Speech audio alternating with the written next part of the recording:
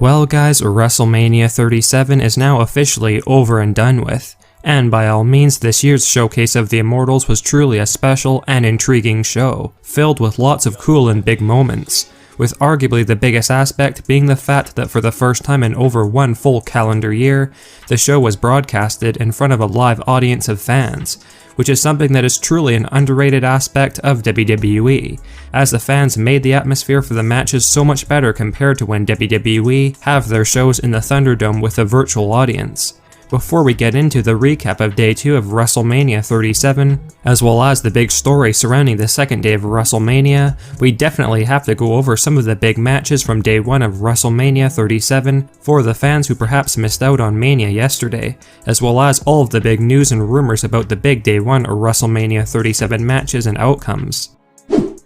We firstly need to briefly talk about the fantastic WrestleMania 37 main event of Day 1, which was the fantastic SmackDown Women's Championship match between the defending champion Sasha Banks and challenger Bianca Belair. The match itself between Sasha Banks and Bianca Belair was absolutely great, with lots of emotion in it.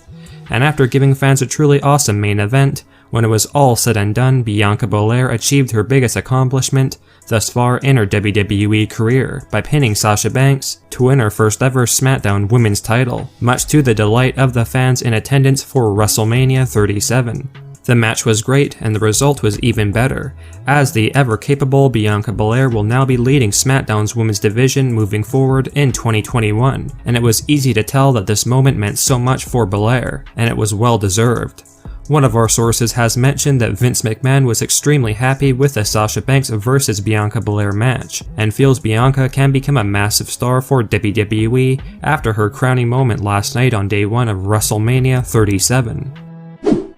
Another big highlight of Day 1 of WrestleMania 37 was the exciting and great matchup between Cesaro and Seth Rollins, and there's no doubt that WrestleMania 37 marked the crowning moment of Cesaro's career in WWE, with Cesaro picking up the huge win over Seth Rollins after a back and forth superb match with both Seth Rollins and Cesaro putting on great performances. A new backstage rumor has leaked that WWE are planning a big push for Cesaro on SmackDown after his big win last night at WrestleMania 37, with a Universal Championship opportunity and apparent guarantee for the Swiss Superman in the coming months. One last thing we need to mention before we get into Day 2 of WrestleMania 37 is the performance that Bad Bunny put on alongside Damian Priest against The Miz and John Morrison. By all accounts, Bad Bunny exceeded most fans' expectations for his performance at WrestleMania, and in all honesty, Bad Bunny's destroyer on John Morrison outside the ring was actually amazing, and he deserves a lot of credit for giving it his all in this match. The main card of Day 2 of WrestleMania 37 kicked off with a highly anticipated match between The Fiend Bray Wyatt and Randy Orton, and shockingly enough, the new Fiend Bray Wyatt that had returned to WWE at Fastlane 2021 transformed into his original form, and by all means the entrance of The Fiend was probably the best thing regarding this entire match against Randy Orton, because when it was all said and done, after a short and uneventful match, and Alexa Bliss seemingly distracting The Fiend, Randy Orton defeated The Fiend after a swift RKO, with The Fiend then staring down Alexa Bliss who had cost him the match. And by all means, this was certainly a very bizarre ending. According to one of our sources, Bray Wyatt was extremely angry and downright furious behind the scenes after his match against Randy Orton, with Bray Wyatt being angry at the way WWE booked his match against Randy Orton, and also does not apparently like the storyline of Alexa Bliss turning on him whatsoever at this point, and by all means it will definitely be interesting to see how things play out in the coming weeks.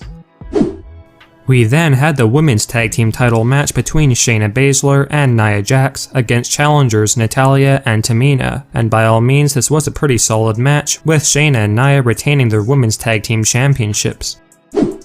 Next up, we had the singles match between Kevin Owens and Sami Zayn, with YouTuber Logan Paul acting as Sami Zayn's WrestleMania guest at ringside, with Kevin Owens eventually picking up the win over Sami Zayn, and the highlight here was definitely Kevin Owens delivering a stunner to Logan Paul, who surprisingly sold the stunner extremely well.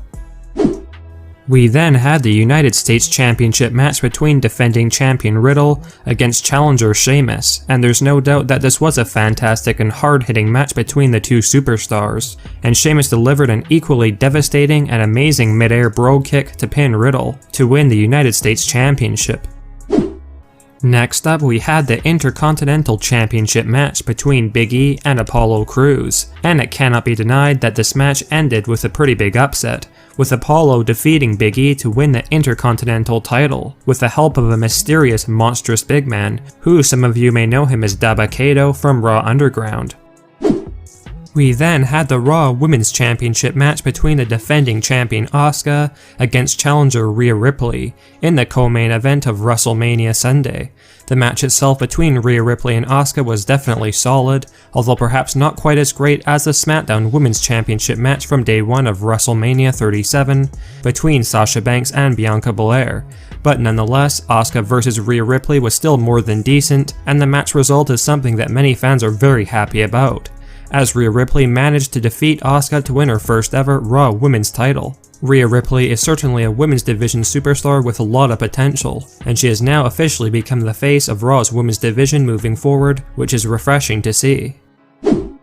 We then come to the main event of Day 2 of WrestleMania 37, and this is where a lot of the controversy surrounds itself when it comes to tonight's WrestleMania event, as we had the scheduled Universal Championship triple threat match between the defending champion Roman Reigns against the two worthy challengers Daniel Bryan and Edge. Without question, heading into this match, most fans were adamant that either Edge or Daniel Bryan would be walking out of WrestleMania 37 the new Universal Champion, and closing out the Showcase of the Immortals this year on a high note with a new champion on SmackDown, but that shockingly never happened. The match itself between Edge, Daniel Bryan, and Roman Reigns was quite great, and loaded with action and hard-hitting moves, but it was the match's ending that caused a lot of fans to get rather upset or angered, because when it was all said and done, Roman Reigns shockingly retained his Universal Championship tonight at WrestleMania 37 by pinning both Edge and Daniel Bryan at the very same time. The match finish has caused many wrestling fans to get very upset, with a general consensus being that firstly, Roman Reigns should not have retained his Universal title, and either Daniel Bryan or Edge should have won the title instead. Or if WWE were to have booked Roman Reigns to retain, they could have done it in a much better way, with many feeling like the great triple threat match itself was overshadowed by the poor ending. One of our sources has mentioned that the main reason for Roman Reigns retaining his Universal Championship tonight at WrestleMania 37 is because WWE planned for Big E to be the man to dethrone Reigns of the Universal title in the coming months, and felt that neither Edge or Daniel Bryan really needed the title tonight.